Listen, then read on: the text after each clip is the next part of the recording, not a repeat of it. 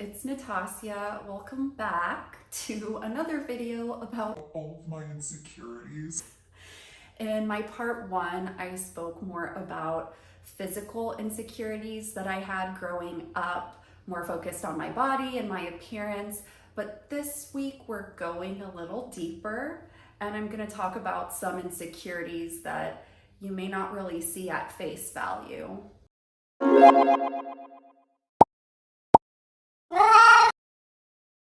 And then moving away from just like physical appearance, there are a few other things that I've been insecure about throughout my life. And in those aspects, like when it comes to my appearance and how I look, I've made peace with that. But these things are insecurities that, I'm not gonna lie, they still rear their ugly heads sometimes, and that's okay. I definitely think I've gotten better at it, at managing it and flipping the script, but I'd be lying if I were to tell you that I don't struggle with it anymore. So the first thing, and I don't think I've even spoken about this really widely, not even on the Be You Not Them podcast or in my other videos, but it's a condition that I have, not life-threatening, don't worry, don't get scared, but I have a condition called essential tremors. If you don't know what that is, it's essentially your body or a body part starts twitching or shaking, hence the tremor, when it's in movement with no underlying cause. So this can affect multiple areas of the body, but for me, it affects my hands. And I've had this ever since I was a kid. I didn't get diagnosed with it until I was in my 20s when I saw a neurologist. And I didn't even notice it until a girl in elementary school, when we were in class, pointed it out to me, and she's like, "Are you scared?" And I just looked at her with this face like, "What are you talking about?" "No." And she said, "Well, your hands are shaking." And I was like, what the hell is she talking about? And then I noticed that when I moved my hands, they did shake a bit. And then I became very aware of it and concerned. So if I hold my hands like this without moving them, they're fine. But once I start moving them, they start to shake. And that's how it's always been. I don't think it's gotten any worse. It also hasn't gotten any better, but I was super embarrassed about it. And I'm not gonna lie, I still get self-conscious about it from time to time if somebody calls me out on it or points it out, because it's kind of like a, oh no, people can see kind of moment. I don't feel as bad about it, honestly. If somebody makes a comment on my shaky hands, I'm just pretty blunt about it now, and I'm like, yeah, I have a condition called essential tremors, so my hands are shaky. It is what it is. No, I'm not nervous. No, I'm not cold. No, I didn't have too much caffeine. Well, I probably did have too much caffeine, like, let's be real, but that's not why my hands are shaking. But yeah, some insecurities aren't always at face value. They can be health issues or chronic conditions, whatever it may be, that makes somebody feel like they don't belong or there's something's off about them, when that's not the case. And then the other thing, and this is another one that could be like a whole other video in and of itself, is my identity. And that can become very convoluted, so I'm going to break this down so it's a little bit more simpler. But my identity as an immigrant living in the US. So maybe not all of you know this, or maybe none of you know this, I don't know, but I am Brazilian. I was born in Brazil. My parents are from Brazil, and all of my extended family still lives in Brazil. And so I moved to the US when I was really young, and throughout my life, especially as a kid and as a teenager, I felt like I didn't really belong anywhere. So I never thought I was American enough. And I also never thought I was Brazilian enough. And we as humans, I feel like it's human nature for us to want to label ourselves or put ourselves in boxes. So I'm like, I have two boxes. I can't be in both. And I also feel like I'm not 100% for either of them. So if that's the case, then what am I? And for the longest time, I didn't fit in the US because I was still brought up with like Brazilian culture and values, and I spoke Portuguese at home with my parents. And I have a foreign sounding name. Like, let's be real, most people would probably just assume I'm American because I'm white. Just saying. And I know because a lot of people have told me that when they first meet me. Then all of a sudden I'm an exotic foreigner. And especially as a kid, I felt weird because I was one of the very few immigrants and in my class in the suburbs that I was growing up in. So I felt like an outsider, like I was different. And so I was kind of ashamed of being Brazilian. And then on the other hand, whenever I would go to Brazil, despite like loving the culture and growing up with it at home and speaking Portuguese at home, several people, once they found out that I lived in the US, they'd be like, oh, so you're really a gringa, you're not Brazilian. And gringa can just mean foreigner in general. And it's just a remark, but because I was so insecure about my identity and who am I really, like what culture do I belong in, it hurt.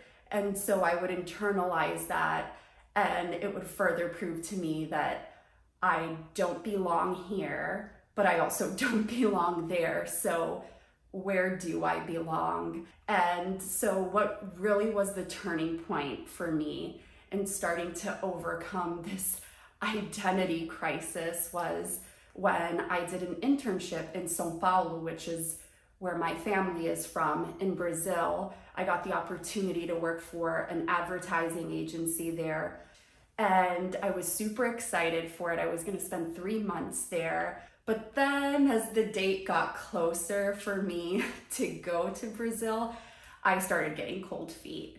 And I opened up to my mom about it, and I'm like, well, what if people don't like me? What if the people I work with make fun of me? What if they make fun of my Portuguese or, call me gringa and all of these things? And my mom's like, you are not going to miss this opportunity because you're going to regret it. Like, you need to go. Like, this is going to be an amazing experience. So I sucked it up and I went, and my mom was right. It was an amazing experience. It wasn't as bad as I had thought. Nobody made fun of me, and nobody was like, you're an outsider, you don't belong here. And it helped me boost my confidence in regards to being Brazilian enough. I'd be lying if I said that I didn't still struggle with it today. Like, whenever I meet fellow Brazilians, I'm still like, oh, are they gonna think I'm Brazilian enough? But then I just go away, negative thought. Or even when I introduce myself to other people and I'm like, okay, I'm like, when I tell them I'm Brazilian, I need to be prepared for like an onslaught of questions about like, are you really Brazilian? Or, oh, but you don't look Brazilian. But now I don't see it as an insult to me because now I'm comfortable in who I am. Like, people are gonna label you whether you like it or not. But again, you can choose to not accept that as your truth. You can be who you are. And sometimes that means you're multiracial or you grew up in multiple countries, and you don't need to put yourself in one box. We're multifaceted. We're not one-dimensional. We are many things. at once, and that's okay. So why do we have to label ourselves and have like these identity crises, which, trust me, I've had a lot of them, but I've accepted that as an immigrant growing up in the US, I can be both Brazilian and American, and that's okay. That doesn't mean I don't belong anywhere. I'm just me. Another thing that I struggled with for several years, and maybe some of you can relate to this, is insecurity around being sensitive. And I don't mean sensitive as in I cry over every little thing. I mean sensitive as in I feel very deeply and I am very emotional and very much an empath. I always felt like I was too much, like I had these overwhelming deep emotions. And as you're growing up as a kid, whether it's in school with your teachers or with your family, you keep hearing like, why are you still crying? Stop crying so much. Like, why are you still upset about this? And you can kind of internalize that and see crying and being sensitive and vulnerable is equal to being weak. So I internalized that, and for the longest time I was so ashamed whenever I was vulnerable in front of somebody, especially if I was crying. Like, I hated crying in front of people. I would always beat myself up over it later, and I would just suck it all up and hold everything in until I could get home and then just cry by myself. I would get angry at myself and I would feel shame for feeling a lot of things. And I know a part of it probably also ties into when I was depressed for a few years in my late teens, and I built up these emotional walls to keep me safe. And so I pretended I was strong. I was the cool girl. Nothing could get to me. Like, I didn't care. No one could upset me, even though I'd get home and then I'd cry to myself over things because I was pretending to be somebody I was not. And I'm not saying that crying is weak. What I mean by pretending to be stronger is like pretending that like nothing fazed me, that I didn't get emotional over things, because let's be real, as women, we have gotten labeled before in the past for being overly emotional or too sensitive. Like, we're seen as crazy. God forbid we cry. And it was really over the past 2 years that I kind of started accepting being more vulnerable and being okay with being emotional. I cry when I'm sad. I cry when I'm really angry. I cry when I'm really happy. That's just how I am. But I felt so much shame about that for so long. And it was really only when I decided to start the Be You Not Them podcast and then this YouTube channel that I realized like being vulnerable is what will allow me to connect with people. And being vulnerable isn't being weak. Being sensitive isn't a weakness. It can be empowering and it can be brave to be vulnerable because you're putting yourself out there, the real you, for everybody to see. So that's something that I've really just started making peace with over the last year or two, is being okay with being highly sensitive and being okay with being emotional. And then the other thing that kind of ties into feeling like I needed to pretend I was somebody else is in regards to being weird or labeled as weird. I've always had like my own sense of humor. I have a very expressive face. People have told me that my facial expressions remind them of a cartoon character. And I don't even realize that I'm making weird faces or exaggerated faces because it's It's organic. As I got more self-conscious about how people would see me, and even friends telling me things like, why are you so weird? Or why are you being so weird? Like, tone it down. I felt like, okay, maybe acting this way isn't okay. And so I felt like I needed to bottle myself up for most people.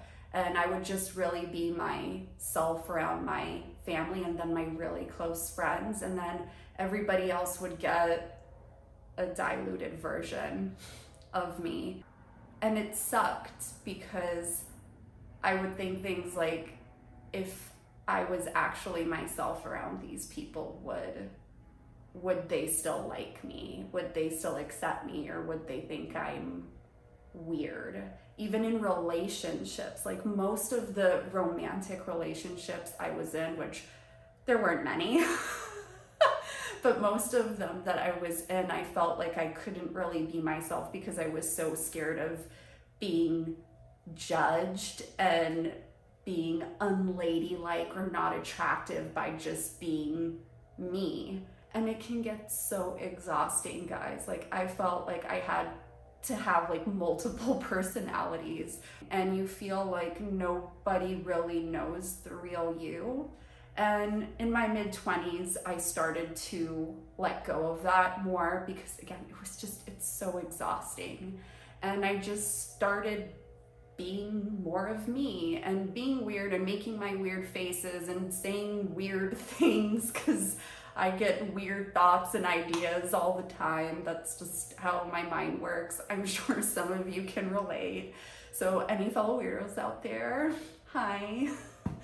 But yeah, it was a struggle for a while, but I realized like I would rather just be myself because it's easier. And if somebody doesn't like me for who I really am, then that's okay. You're not meant for everybody. I guarantee you there will always be somebody out there that will still find a reason to not like you. So why not just be your true, authentic self? So thank you for coming to my TED Talk about insecurities.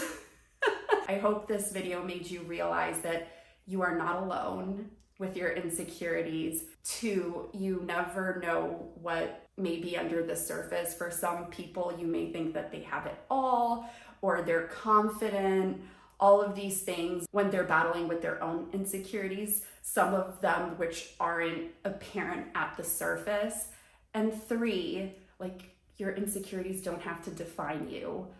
What people say or label you as doesn't necessarily make it your truth. You don't have to accept it as your reality. And that's really what's helped me overcome these insecurities over the past couple of years, and even the ones that I'm still working on and I have trouble with from time to time. I remind myself of that. Like, I can be whatever I want to be. I don't need to be necessarily what people define me as. So thank you so much for watching. I hope you enjoyed this video. If you're new here, I post videos about self-love and fashion every week, so you can go check those videos out on my channel as well. And if you enjoyed this video, I would appreciate it if you subscribed. Thank you. Thanks again, guys, for watching and for listening to my vent session. And I will see you in the next video. Bye! Love you. You're beautiful.